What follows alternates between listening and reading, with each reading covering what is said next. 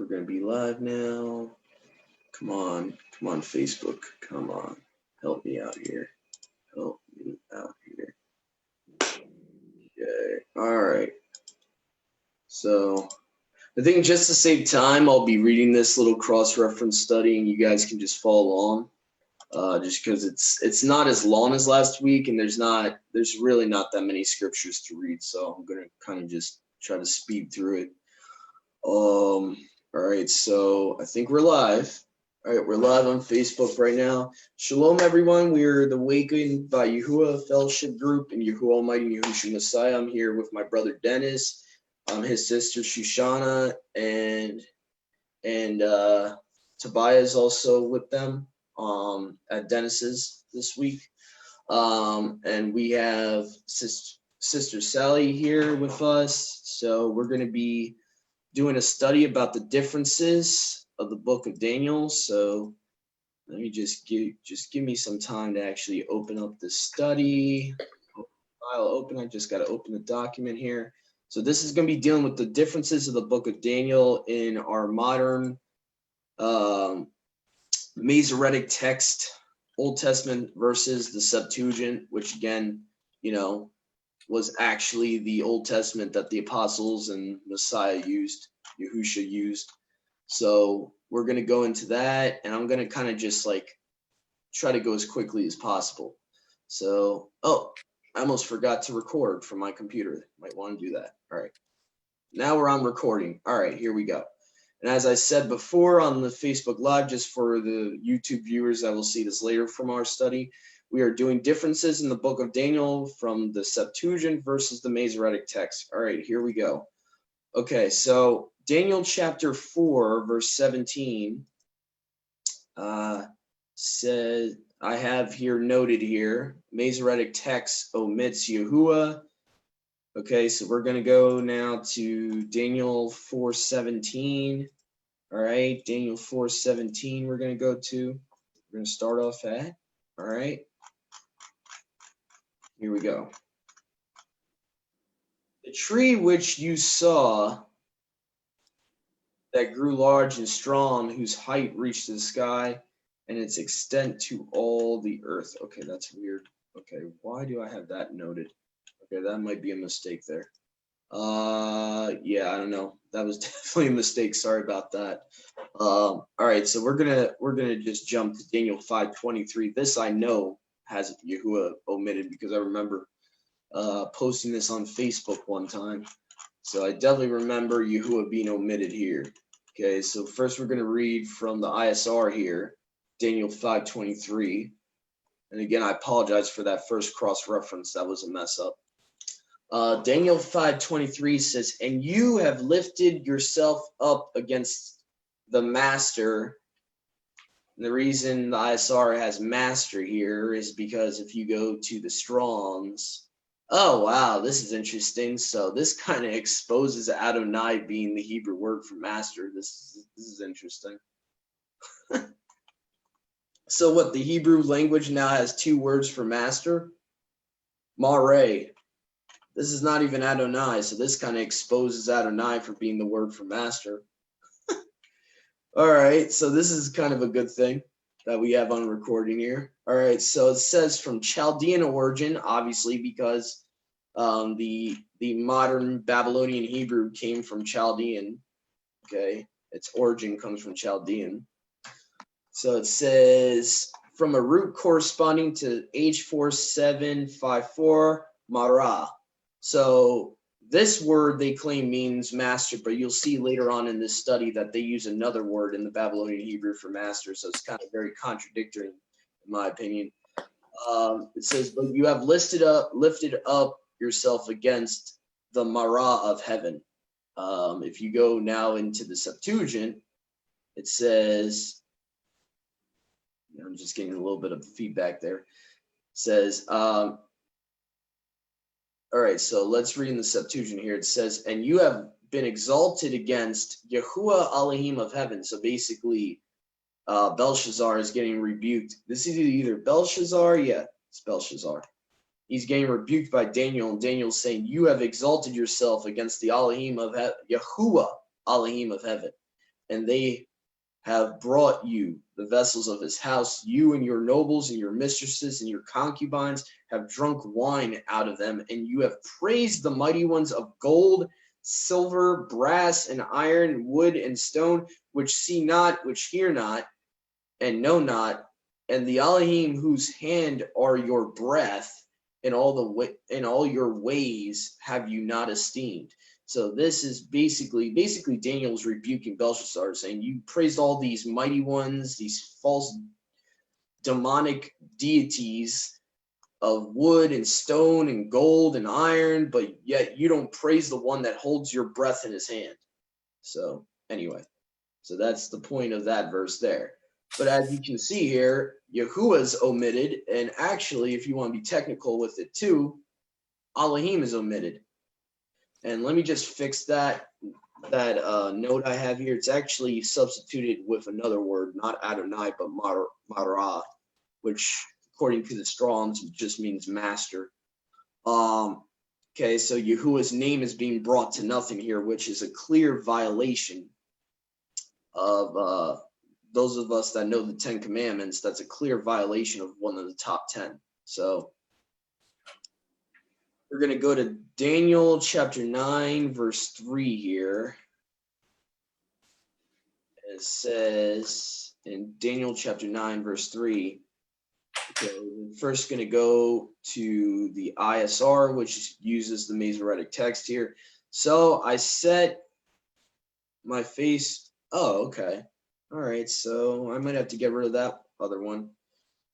Unless it's in the second part of the verse. Let me just check something here. It might be in the second part of the verse. It says, so I set my face toward Yahuwah, the Elohim, to seek by prayer and supplications with fasting and sackcloth and ashes. Yeah, I'm going to have to take away that one. Okay. Yeah, that's a my bad on my part. I could have swore that was being substituted there. I'm just going to double check with a regular Masoretic text Bible like the King James, because sometimes the ISR does fix certain things. Okay, no, I that's a mess up on my part. All right, so there's nothing wrong with Daniel 9:3 there. It's actually the same as the Septuagint, so that's my bad.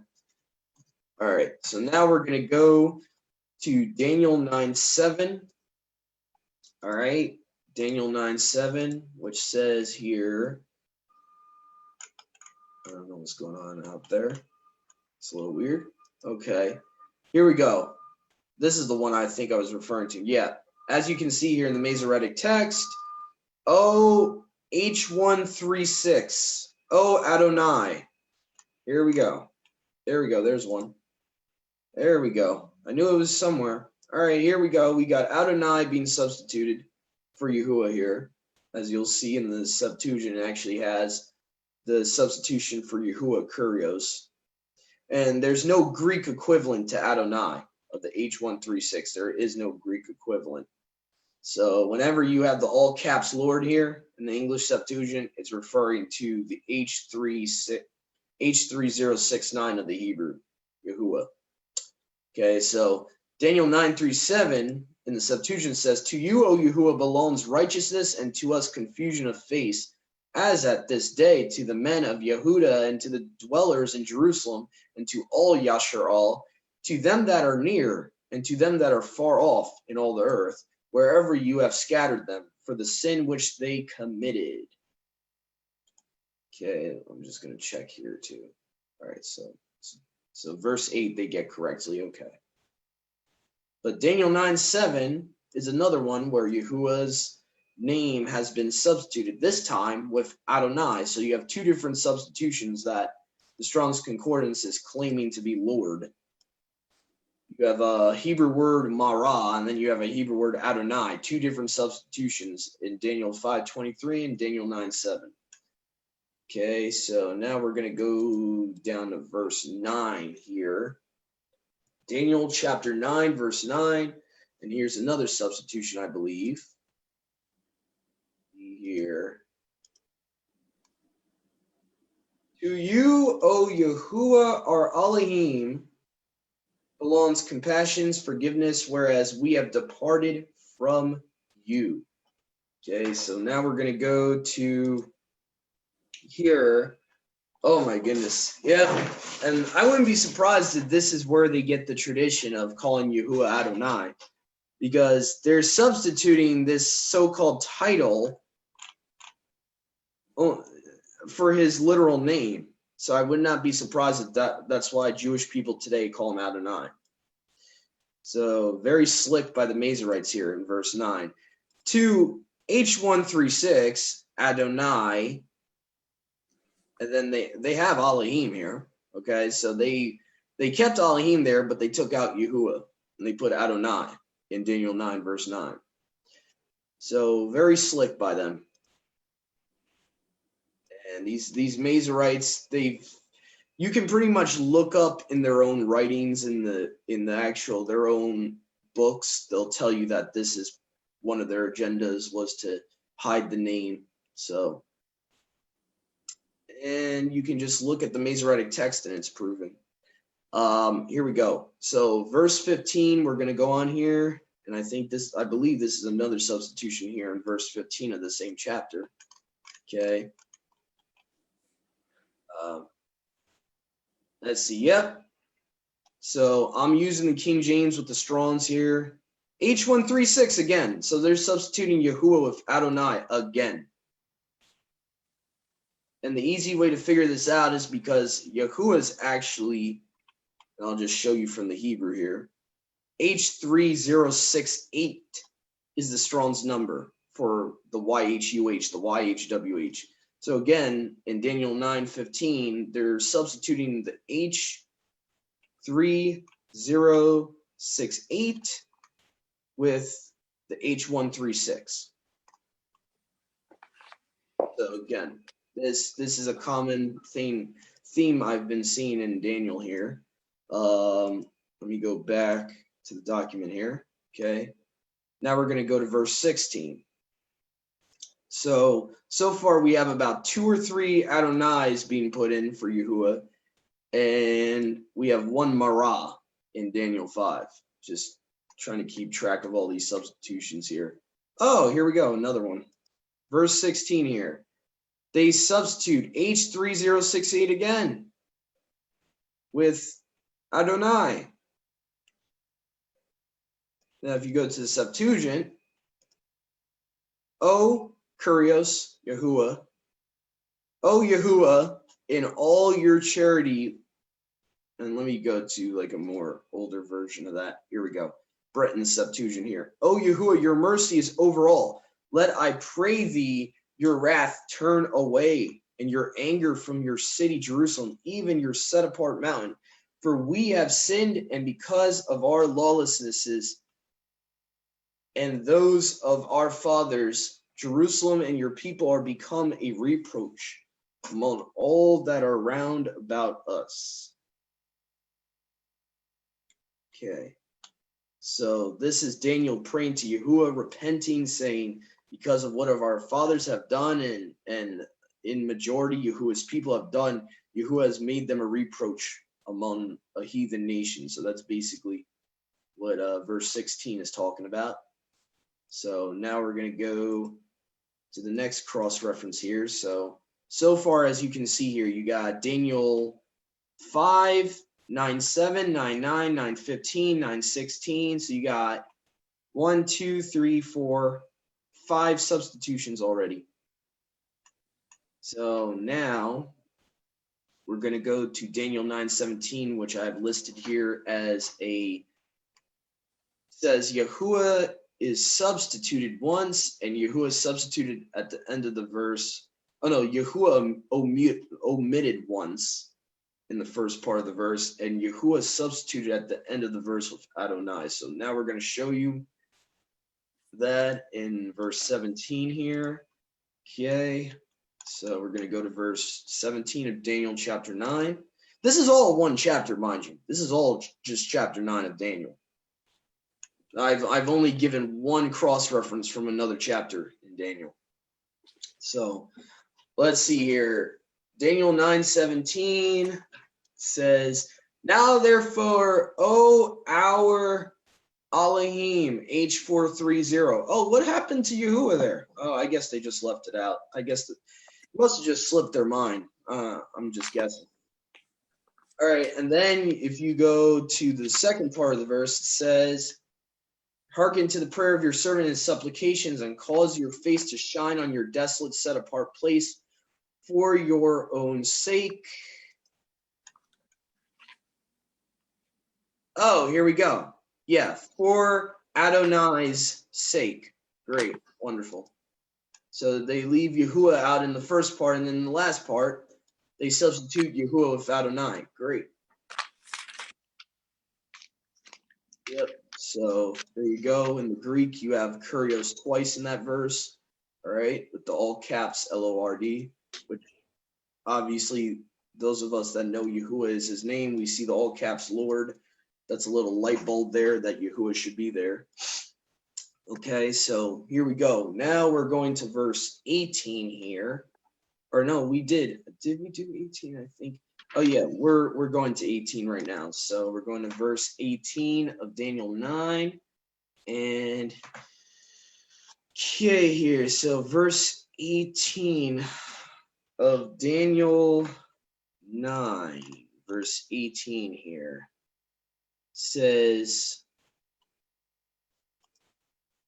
"O my Elohim, incline your ear and hear. Open your eyes and behold our desolations and the city which is called by your name." What's his name, Mazarites? You keep changing him with Adonai. Is Adonai his name? Ugh. "And the city which is called by your name, for we do not present our supplications before you for our righteousness, but for your great mercies." Okay. Now, if we go to, okay, so let's see here. Oh, yeah, they tell you his name in the Septuagint. Ain't that great? They actually tell you his name. "Incline your ear, O my Elohim, and hear. Open your eyes and behold our desolation, and that of your city on which your name is called. For we do not bring our pitiful case before you on the ground of our righteousness, but on the ground of your manifold compassions, O Yahuwah." Yeah, that's a pretty big part for them to leave out in the Masoretic text. So as you can see here, there's no O there and there's no Yahuwah there. So they just leave that little part out. The last part of that sentence out. That's great. Here we go. We're going to go on to verse 19 here. It says here, Yahuwah is substituted 3 times with Adonai and omitted once. And all in the same verse. Verse 19. So now we're going to verse 19. So in one verse, they've substituted his name 3 different times. Just to show you there's no funny business, I'm showing you here on the shared screen. Here's the first time, O Adonai. Here, O Adonai, a second H136. O Adonai, H136 again. So that's the 3 times. And then at the end, it just says, "O my Elohim, for your city and your people are called by your name." What's his name? Earth to McFly, what's his name, Mazarites? Because you keep substituting it out. I wonder if you know his name. Okay, so it really should say here, "Hearken, O Yahuwah, be propitious," which basically Yahusha's the propitiation for our sins. So it's talking about, basically atonement and stuff like that. So it probably, I think a better word in this context would be merciful. "Hearken, O Yahuwah, be merciful. O Yahuwah, attend. O Yahuwah, delay not. O my Elohim, for your sake, for your name is called upon your city and upon your people." Okay, so now where did I get that? The last part here. Oh, okay. All right, my bad. Okay, so there's Yahuwah is not Oh no, Yahuwah is omitted at the end here. Okay, so the fourth time in the last part here, it says, delay for your, do not delay for your own sake, O Yahuwah. Here's another G2962. So do not delay for your own sake, Yahuwah my Elohim. That's the fourth time. And that time, I guess it's just not there in the Masoretic. Yeah, it just says, oh my Elohim. Okay, just wanted to make sure I'm not misspeaking here. Okay. So that was Daniel 9:19. Now we're going to go to Daniel 10:12. And okay, Daniel 10:12 says,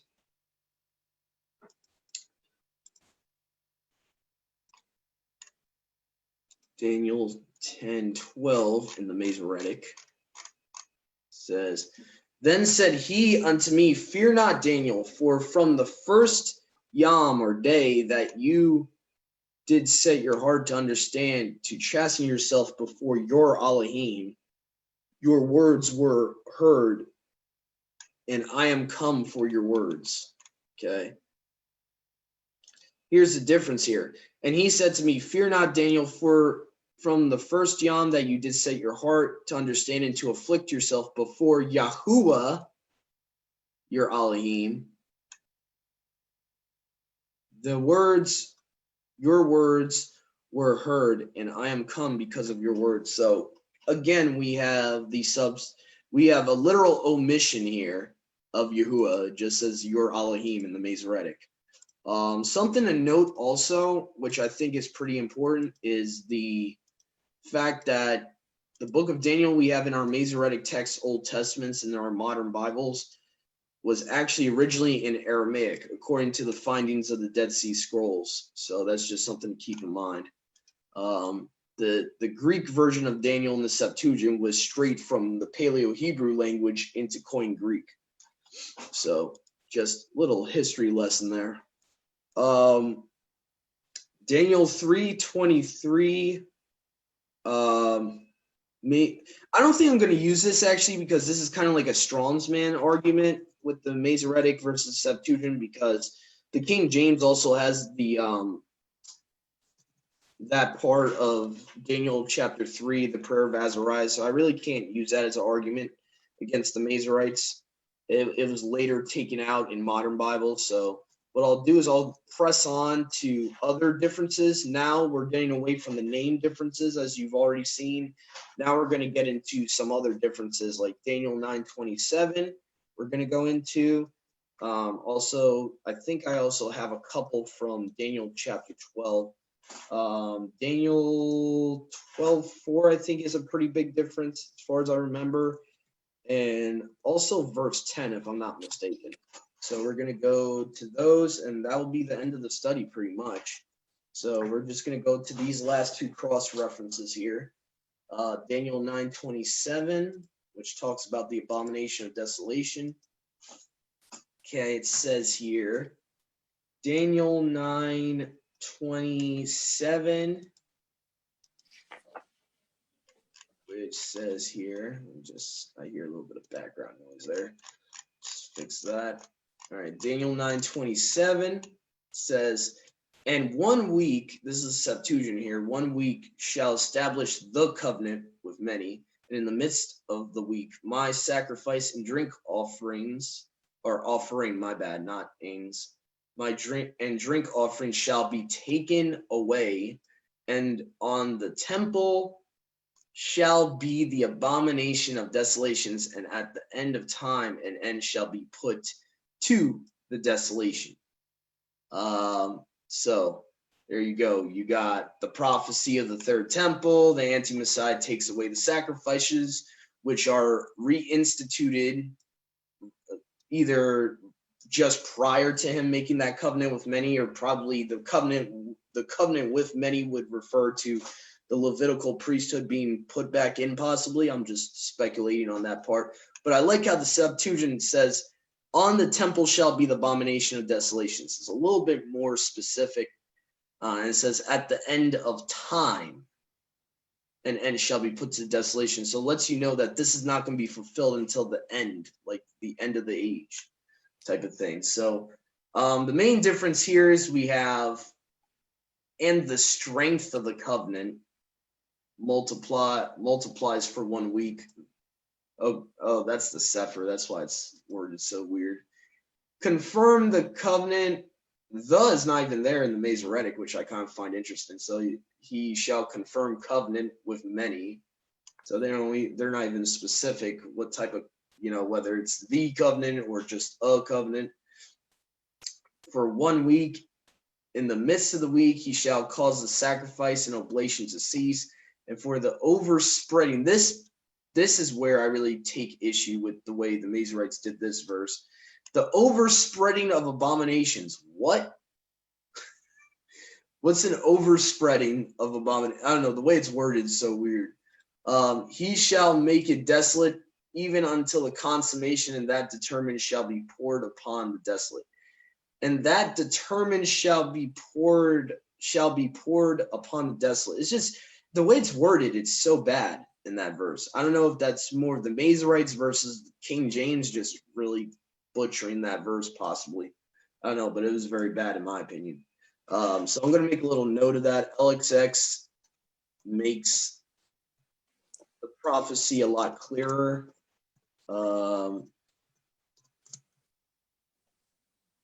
Okay, and so now we're going to go with Daniel chapter 12, verse 4 and verse 10. So we're going to go with that. Daniel chapter 12, verse 4. And there's something going on with my, that's weird. Okay, Daniel chapter 12, verse 4. We're going to start off, or actually, let me see here where it says. Let me see here. I want to check something real quick in verse 1. Let's see here. Yeah. I want to actually look at verse 1 too. There's a pretty big difference in the terminology here. At that time, Michael the great prince shall stand up that stands over the children of your people, and there shall be a time of tribulation. Such tribulation has not been from the time that there was a nation on the earth until that time. At that time, your people shall be delivered, everyone that is written in the book. Okay, so we have that. Okay, pretty much very similar, but where the Septuagint has tribulation, the King James, it's either the King James fault or the Masoretic text fault, says a time of trouble. Makes it very generalized, in my opinion. It's very, it's not that specific. A time of trouble that has never been since there was a nation on the earth, and vice versa. It's very, I don't know. To me, it's very generalized. And so let me see here. I just wanted to kind of look through this. Let's see here. Brightness shall shine as the firmament, as the stars forever and ever. I think, yeah, that's pretty much the same. Okay, here we go. Yep, verse 4 is the last one I wanted to do. Yeah. Masoretic text says, but you, O Daniel, shut up the words and seal the book to the time of the end. Many shall run to and fro, and knowledge shall be increased. If you look at the Septuagint, it says, and you, Daniel, close the words and seal the book to the time of the end until many are taught and knowledge is increased. So the big change here with the Masoretic text is they changed until many are taught to many will run to and fro. Yeah, to me, that's a pretty huge difference. One is that someone else is instructing you and helping you understand something in scripture versus people are just running to and fro and they just happen to find knowledge and they just happen to gain understanding out of nowhere. To me, I kind of side with the Septuagint there. It makes a little bit more sense about the end times that we will be teaching one another about certain things of scripture. We'll be helping one another understand certain things. And, so that's it for today's study. So I just want to thank everyone for joining us, for joining me and my sister Sally, my sister, brother Dennis. If they have any thoughts or any questions, or maybe anything I might have forgotten to mention in this study before we log off here. Yeah, remember the Adonai is also Adonis. Yeah.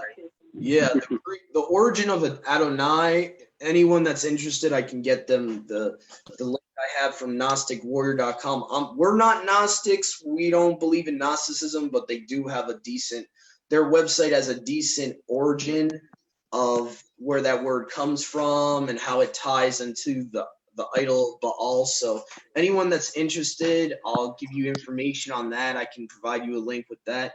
Other than that, thank you for joining us today, and to our brothers and sisters, enjoy the rest of your Sabbath. Shalom.